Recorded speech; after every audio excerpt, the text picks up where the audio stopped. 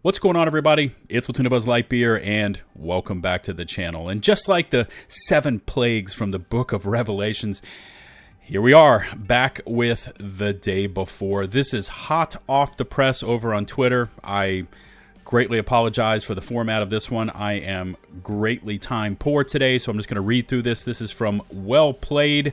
I'll include a link to this down in the video description. This is a lengthy interview with a new YouTube hype trailer splash we're going to watch together here, published 21 minutes ago. It says, Fntastic talks about the day before's gameplay vision, studio culture, and the trademark dispute. I'm going to say those are big L's for the entire team. Let's read through this together. It says, the day before is one of the most intriguing video game projects in recent memory, bursting onto the scene with a stunning announcement trailer in January 2021. That is definitely true. The MMO survival game developed by Fntastic and published by Mytona was seemingly the game that many players have been waiting for, even topping Steam's wishlist charts for months on end. Again, I'm going to agree with that. Yes, I think it reached number 2 behind Hogwarts. However, the day before hasn't been without its controversies, which is all this game is. Multiple delays, Fntastic's volunteer culture, and a trademark dispute, which I've covered at length here on the channel, over the game's name, which lead to its removal from Steam, all resulting in questions of legitimacy and claims that Fntastic has had to dispute. Alright, that pretty much sums it up. Let's keep going here. However, much like the infected that roamed the day before's world looking for flesh to feast on. Wow, okay. Interesting players have been hungry for more information on the upcoming survival game. Recently, Fntastic co-founders Edward and Eisen, I'm not going to say their last name, spoke exclusively with Well Played about what players can expect from the day before's gameplay, the ongoing legal battle over the name, the studio's unique approach to game design, and shared a new teaser trailer and screenshots for fans to enjoy. All right, so let's check out this trailer together. I'll include a link to this one down in the video description as well. You're going to like this one. Let me just rewind this here. Here we go. And play.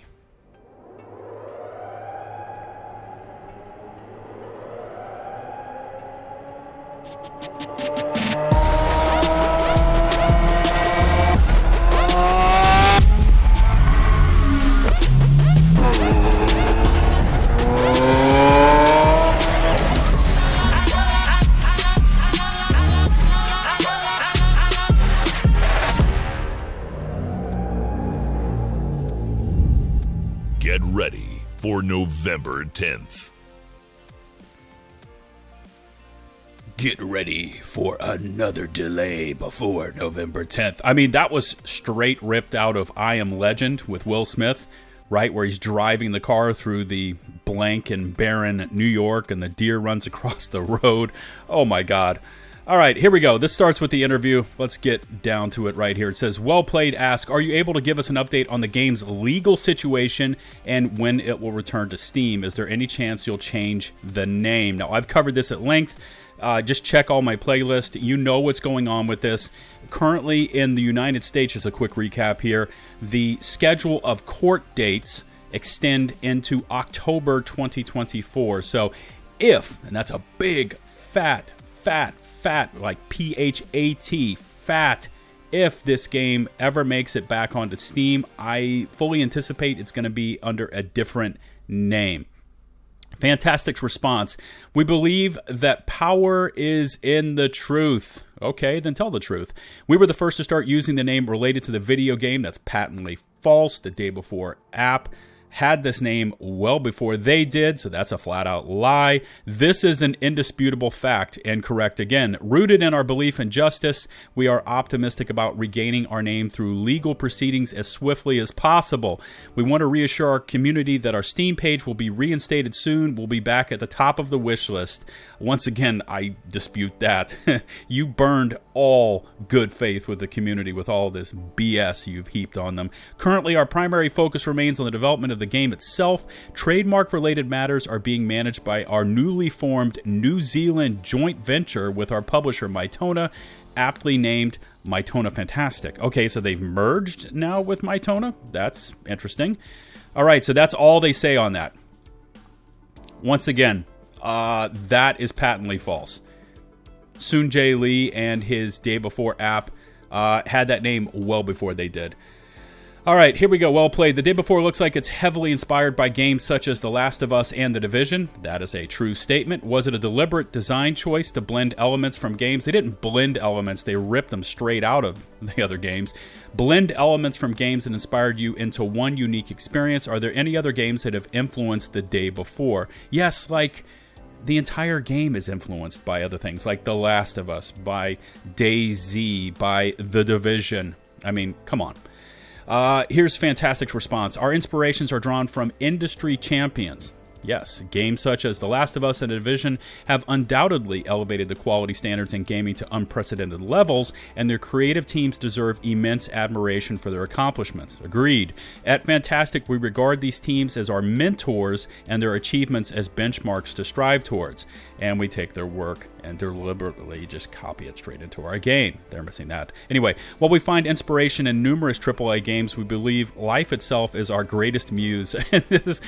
Who writes this stuff? By simply observing our surroundings, engaging in introspection, and understanding the intricacies of human experiences, we often uncover the most profound inspirations. They must have just fired up a subscription to, GPT Chat or something to write this for them. This unique blend of drawing from life and top-tier gaming helps shape our creative process, allowing us to craft unique and innovative experiences for our players. What have you created that's unique besides Prop Night, and that's not unique? Anyway. What does it say down here? The Day Before is easily the biggest project. I was about to go off on there, but the biggest project Fantastic has worked on. Are you confident you can deliver your vision for the game? What has the studio done to be able to develop a game of this scale?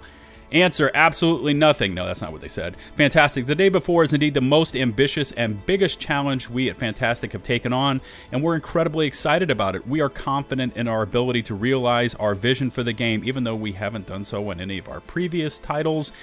Probably the only one that I was excited about was, I think it was the Wild 8. That was kind of unique, but yeah, they shit-canned that game. Thanks to the unique blend of our team's hunger, our work culture, our publisher, Mytona, and the support of our external volunteers. Okay. Breakthrough limitations and overcome challenges. These words are the spirit of our organization. What is this bullshit? We are here for the long haul, and we want to change the game industry. We want to show other ordinary people like ourselves that anything is possible in this life. Okay.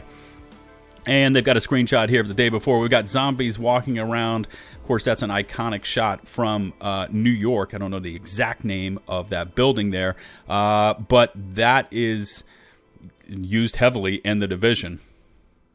I believe that's in Brooklyn is where that's at. The Day Before will feature various types of infected, really, beyond what we saw in the trailer where they just stood there and growled. Okay, we want to reassure our community that our Steam page will be reinstated soon. We'll be back at the top of the wish list. That's the comment there. Well played. Ask another question. Fantastic's approach to volunteering has raised concerns from several people. How much involvement in the development of the game do unpaid volunteers have? Fantastic's answer first here is, while we have paid employee volunteers, we also have unpaid external volunteers. External volunteers offer their time and skills voluntary without remuneration. I think it's supposed to be remuneration, engaging in activities they genuinely enjoy. We propose various tasks and invite interested volunteers to undertake them. Yeah, so we can get some free labor. Our external volunteers have significantly contributed to our other game, Prop Night, assisting with game balance and text translations. While there are fewer tasks for The Day Before, volunteers actively contribute to creating Easter eggs. I thought the whole damn game was an Easter egg, right? It's basically just a copy of other games that have come before it. As the release of the game approaches, the range and volume of tasks will expand. They continue on. Our innovative work culture based on the philosophy of volunteerism has proven attractive to people worldwide. No, people don't like volunteering for something that you're about to get paid for, but they don't. Today we have more than 300 volunteers representing 30 nationalities, and our doors are always open to anyone who aligns with our culture. Yeah, we'll definitely take on any free labor. You can do all the heavy lifting and we'll reap the rewards. fntastic has been a people's organization from day one. Even the birth of fntastic through Kickstarter and our debut game, The Wild 8, which I mentioned earlier, underscores our distinction from soulless corporations. I have so many issues with that last little statement there. Oh my God. So they created the Wild 8, and then they just immediately sold it off to their publisher while I think it was in early access.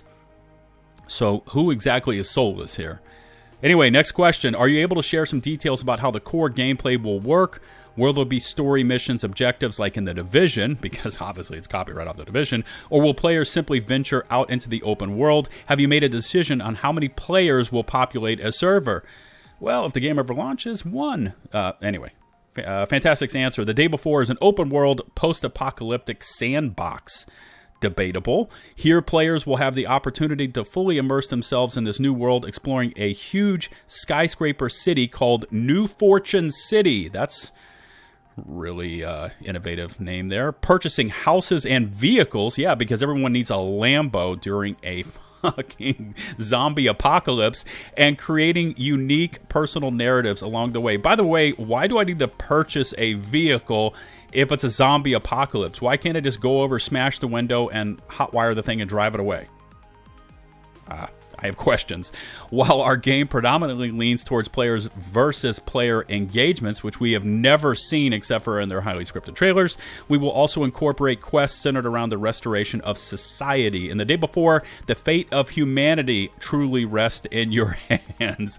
This is getting like comical. We cannot provide specifics regarding player population because we don't know per server at this stage, as we are currently in the testing phase. Of course you are. You've been testing for 5 years. We are committed to striking the perfect balance between a dynamic, populated world and optimal gameplay performance. Oh my God, I'm sorry. I'm going to just start busting into tears here. My glasses are going to fog up. Our primary aim is to provide the most thrilling survival experience of the year to a wide array of player preferences and play styles. Really, the only thrilling survival experience I'm having right now with this game is watching the court battle go down, but yeah, here we go. Next question. Will there be various types of enemies and zombies, some more difficult to take down than others, similar to The Last of Us with runners and bloaters? That's actually an excellent question. fntastic's response. Within the boundaries of realism, because all of this is based in realism, we've designed various types of infected to add to the complexity and thrill of the game. However, it's essential to note that the core focus of the game isn't solely on zombies. Instead, the heart of our game lies within interactions and experiences of the players themselves as they navigate and inhabit the post-apocalyptic world. Yeah, because, you know, we need to stay grounded in realism. I do like the screenshot here, but once again, I mean, we've seen beautiful stills from the game. New Fortune City. And then they've got a quote from there. All right, next question here. Well played. The Woodbury Survival Colony is where players can come together, relax, trade items, and give each other tasks. Can you explain how this works? What tasks can players give one another? Their answer: Woodbury serves as a central hub in our game, a safe zone where players can interact, form alliances, engage in trade, and undertake quests aimed at societal restoration. An exciting yet undisclosed feature we're introducing, because everything about this effing game is undisclosed. But anyway, introducing is the opportunity for players to seek employment within Woodbury. Hey, you can get a job. Hey, we've got this burger stand over here. You know, do you want to be a fantastic volunteer? Volunteer at Woodbury. These in-game jobs range across various professions. Shit, my glasses are fogging up at this point. From manual labor as a loader to showcasing artistic talent as a musician. These jobs will add another layer of realism, because all of this is based in realism and immersion to the game. Holy fuck. Beyond these activities, we've also introduced immersive relaxation elements to enrich the player experience. As previously showcased, we offer a sauna, because saunas during a zombie apocalypse, that's mandatory, man. We want the full top shelf treatment where players can unwind and enjoy memorable interactions with other players. Additionally, they can hang out in the bar. That's probably where most people will be for casual conversations, or hit the gym to work on their in-game fitness. Oh my God. These features add to the depth of our game world, reinforcing the sense of a lived-in, vibrant community, even amidst the post-apocalyptic setting. This is like comical. If you guys want a good laugh, you need to read this. Once again, I'll include a link to this in the video description. The game will also feature base building. Will bases be a safe haven for players, or can other players attack whenever? Like Ark. A key feature of our game will be the ability for players to purchase their own in-game houses. These properties... Why am I purchasing anything in this game? Everyone's dead. Why can't I just take what I want? Can I shoot the people that are there and take their stuff? Why do I need any sort of money in this game? These properties can be completely personalized, furnished to reflect the owner's taste, because, you know, hey man, we need high style in our, you know, top shelf penthouse properties here, and zombie apocalypse, realism, and serve as a gathering point for friends within the game. Importantly, these homes will offer a respite from the surrounding chaos. They are designed to be safe havens, immune to player attacks. Well, that's new. In essence, they are players' personal sanctuaries within the game world. I need a personal sanctuary from all this BS. Here is next question. One of the trailers mentioned something called the Azure Initiative. Can you give us any details on what that is? Yeah, we cut that completely out of the game because that was too difficult. Anyway, their answer: the role of Azure Initiative is integral to our game's universe. Yeah, no kidding. Azure is responsible for the operation of the city's electricity in the aftermath of the post-apocalyptic environment, showcasing their pervasive influence. This mega corporation has infiltrated every aspect of daily life and monopolized numerous sectors. Through this, we aim to illustrate, sorry, this is just crazy, the potential danger of unchecked corporate power. I would say unchecked development aspirations is what needs to be checked here. The rise of such dominant mega corporations can pose a significant threat to individual lives and societal stability, potentially even precipitating major disasters. Azure Initiative serves as a narrative symbol of the substantial risk in our game's universe. And of course, we got the shot here with the Lambo. Yes, because apparently I've got to spend in-game money to buy that. I can't just steal it. Survive the apocalypse with speed is the caption. All right. This looks like the last two questions here. Their question: the day before is set to release on November the 10th. Are you able to confirm it will launch on PC and consoles on that date? If not, can you give us an indication of when you are aiming to bring the game to consoles? Have you considered releasing an early access? All excellent questions. Let's find out. They're probably going to dance around all of this. Fantastic answer. We are excited to confirm that the day before will launch first on PC, slated for November the 10th, although we don't know if it's going to be called the day before. I suspect not. Immediately following this release, we will be sharing a roadmap of forthcoming updates to keep our players engaged and excited. This roadmap will include new features and content additions, emphasizing our commitment to continuous game development. Our initial focus is on the PC platform, but rest assured, console versions are next in line. So there you go, console players. They're saying, yep, we're going to bring this POS to you as well. The release dates for console versions will be announced soon after our PC launch, so stay tuned for updates. You know what, everyone out there, I know I sound very salty and cynical. I hope to God I'm wrong. I want this game to slap. Who in the hell does not want a next-gen version of an MMO zombie survival game? We've been jonesing for this. Can they deliver? I'm highly skeptical, but if they can, God bless them. While we aren't considering an early access release, we are planning to conduct a closed beta test prior to the game's launch. And then down here, thanks so much for your time. Yeah, because everyone needs to say that.